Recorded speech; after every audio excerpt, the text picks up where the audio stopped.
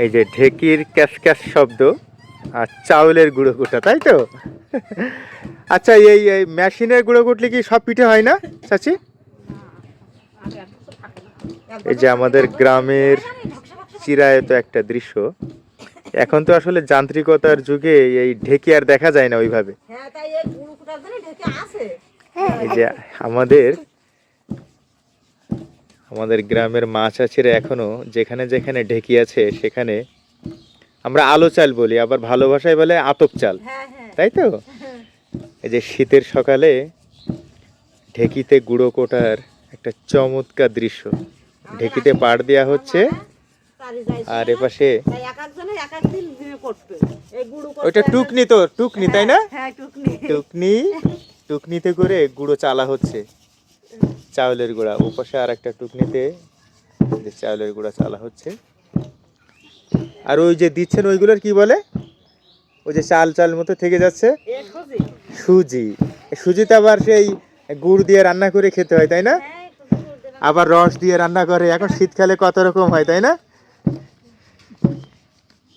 এই যে ঢেকি আর এটা কি, ওই যে যেটার ভিতরে ওই চালটা গুঁড়ো করা হচ্ছে নোট বলে না কি বলে? নোট বলে। আর এই যে হচ্ছে কাঠের ঢেকি, এই যে টুকনিতে করে চালা হচ্ছে চালগুলো। কি চমৎকার একটা দৃশ্য শীতের সকালে।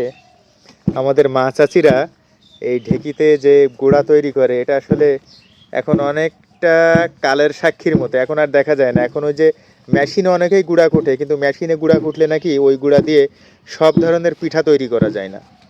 তার কারণে গ্রামে এখনো মাঝে মধ্যে যেখানে ঢেকি আছে সেই ঢেকিতে চাউলের গুঁড়া কোটা হয়। আরে চাল ভিজিয়ে রাখতে হয় কখন? মানে গুঁড়ো কোটার আগে চাল ভিজিয়ে রাখতে হয় 1-1.5 ঘন্টা আগে, তাহলে গুঁড়াটা কুটতে মানে গুঁড়া ভাঙতে খুব সুবিধা হয়। এই যে দেখুন, সব রকম পিঠা তৈরি হবে এই ঢেকি ভাঙা গুঁড়ায়, তাই তো?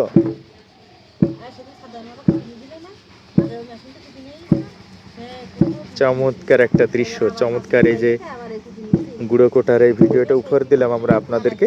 নিশ্চয়ই আমাদের পেজে যুক্ত থেকে এই চমৎকার ভিডিওটা আপনারা উপভোগ করেছেন।